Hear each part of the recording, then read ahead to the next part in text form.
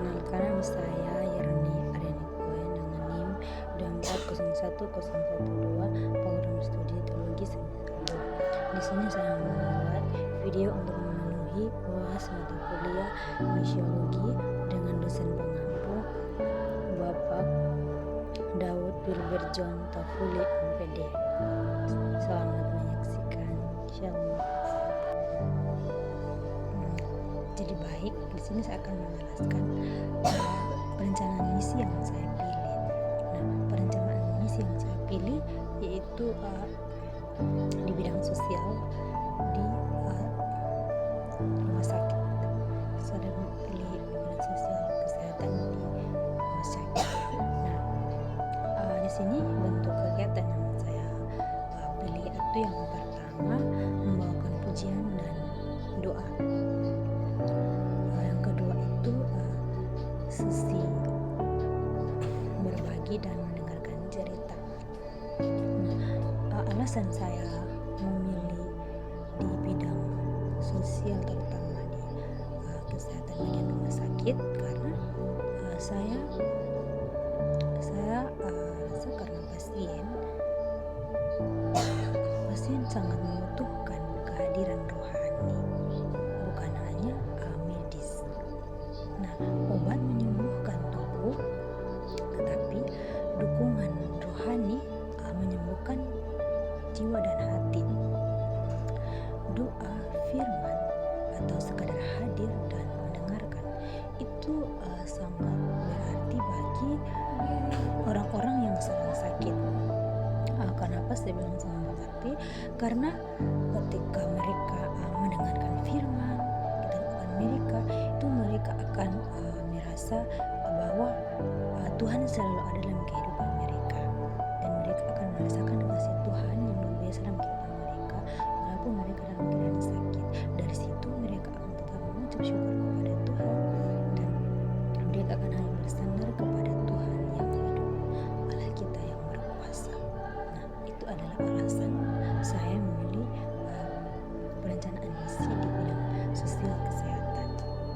Nah, di sini pasien atau target pasien yang saya mau melayani itu di pasien orang dewasa. Nah, kenapa saya pilih pasien orang dewasa? Karena di bagian pasien dewasa itu saya memiliki ketertarikan khusus dalam merawat orang dewasa yang sering menghadapi masalah kesehatan yang kompleks akibat usia, gaya hidup, atau penyakit bawaan. Merawat mereka memberi saya sebuah peluang untuk saya belajar, karena jenis penyakitnya itu sangat beragam, seperti hepatitis, seperti diabetes, hingga gangguan ginjal. Selain itu saya juga bisa mengasah kemampuan komunikasi saya dalam pelayanan, karena penting untuk bisa menjelaskan kondisi pasien dan memberi edukasi agar mereka bisa mandiri dalam menjaga kesehatan mereka. Dalam mengenali kasus-kasus dewasa yang rumit juga menantang saya untuk berpikir kritis dan bekerja sama dalam sebuah tim. Saya merasa secara mental dan emosional cukup siap untuk menghadapi kondisi di mana pasien yang kondisinya sangat berat, termasuk yang berada dalam keadaan kritis.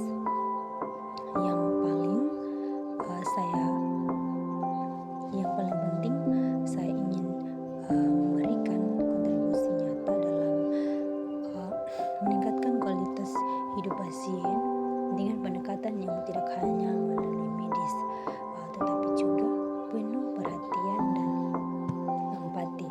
Nah, ini adalah alasan saya memilih pelayanan di pasien orang dewasa. Yang berikutnya itu tempat pelaksanaan perencanaan misi saya. Itu tempat pelaksanaannya ada di desa Kolin, kecamatan Kolin, atau bisa disebut desa Taus. Nah, alasan saya memilih rumah sakit tersebut karena rumah sakit tersebut juga membutuhkan pelayanan rohani, dan ini juga karena saya berniat sehingga saya memilih rumah sakit tersebut karena saya pernah atau mengalami ketika saya itu sakit, lalu orang tua saya membawa saya ke rumah sakit tersebut. Nah, ketika saya di rumah sakit tersebut, pada saat jam 11 ada hamba Tuhan yang datang ke rumah sakit, dan hamba Tuhan tersebut mengunjungi saya. Nah, di situ hamba Tuhan katakan bahwa dia mendoakan saya serta membacakan firman buat saya, katanya agar dia menguatkan saya sehingga saya tetap percaya kepada Tuhan, kalau Tuhan itu tetap setia dalam kehidupan kita. Nah, maka dari situ saya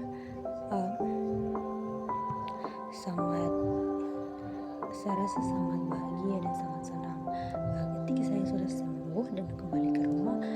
Di situ saya di suatu malam saya merenungkan hamba Tuhan, merenungkan kasih Tuhan yang saya rasakan melalui hamba Tuhan tersebut. Nah, dari situ saya berpikir bahwa ketika saya tamat sekolah, saya mau pergi rencananya sih mau pergi sekolah bidang, biar saya membantu kayak orang-orang yang rumah sakit. Itu dari inisiatif sendiri sih. Tapi di sisi lain saya juga berpikir saya mau jadi seperti hamba Tuhan yang itu. Saya juga mau begitu, saya mau melayani orang, saya mau mendoakan orang, agar orang-orang bisa merasakan kasih Tuhan, agar mereka tidak merasa bahwa Tuhan meninggalkan mereka ketika mereka jatuh sakit. Nah, dari situ itu adalah alasan yang saya pilih. Nah, saya pilih rumah sakit tersebut karena rumah sakit tersebut tidak jauh dari rumah saya. Nah, itu adalah alasan kenapa saya memilih rumah sakit tersebut. Itu adalah niat dari hati saya. Selanjutnya adalah waktu pelaksanaan pada saat saya mengunjungi rumah sakit tersebut untuk menjalankan misi yang saya pilih atau saya rencanakan. Saya memilih waktu pelaksananya itu 2 kali dalam seminggu. Kenapa saya pilih dalam seminggu? Karena saya sangat menyesuaikan dengan kesibukan saya yang lain, dan saya juga menyesuaikan dengan jadwal kunjungan di rumah sakit, aturan-aturan yang ada di rumah sakit. Saya juga memilih lama pertemuan bersama para pasien orang muda. Saya memilih 3 jam dalam 1 kali pertemuan. Alasan saya memilih 3 jam dalam 1 kali pertemuan karena menyesuaikan dengan waktu kunjungan di rumah sakit tersebut, dan juga saya memilih 3 jam ini karena saya rasa pasien juga butuh istirahat yang cukup ya, karena terlalu banyak ketika pasien tidak terlalu beristirahat, itu tidak baik untuk kesehatan pasien. Jadi saya memilih 2 kali pertemuan dalam seminggu, dan 1 kali pertemuan itu saya pilih 3 jam. Ini alasan saya untuk memilih waktu pelaksanaan dan juga lama pertemuan di rumah sakit tersebut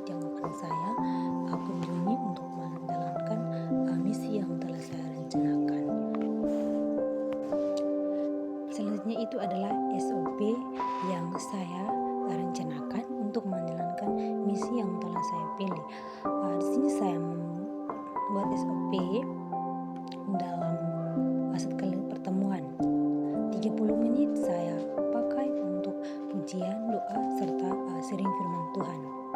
30 menit saya berbagi cerita di setiap pasien orang dewasa ya. Saya berbagi cerita, menceritakan pengalaman saya. Nah, 1 jam 30 menit itu saya gunakan jam itu untuk mendengarkan cerita dari setiap pasien orang dewasa.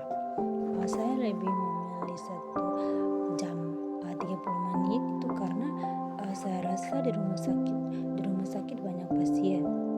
Jadi haruslah mendengarkan cerita itu harus banyak waktu, dan juga 30 menitnya itu saya pakai untuk doa dan firman. Kan tadi pertamanya sudah ada pujian, doa dan firman. Jadi yang terakhir juga harus ditutupi dengan doa dan berbagi firman Tuhan. Nah, saya memilih SOP ini karena di rumah sakit juga tidak boleh yang terlalu tidak boleh terlalu kayak beribut, karena sangat mengganggu pasien-pasien yang lain. Apalagi ruangan pasien dewasa bersampingan dengan ruangan pasien ibu bersalin. Jadi otomatis kalau kita bercerita maunya kayak ke lama-lama, otomatis akan mengganggu pasien-pasien yang lain. Jadi ini adalah alasan saya memilih SOP ini. Sekian, terima kasih atas perhatiannya. Ini adalah penjelasan dari saya dalam pelaksanaan misi yang telah saya pilih. Semoga ini bermanfaat, dan kita doakan semoga Tuhan izinkan untuk saya melaksanakan perencanaan misi yang telah saya rencanakan. Sekian dan terima kasih atas perhatian.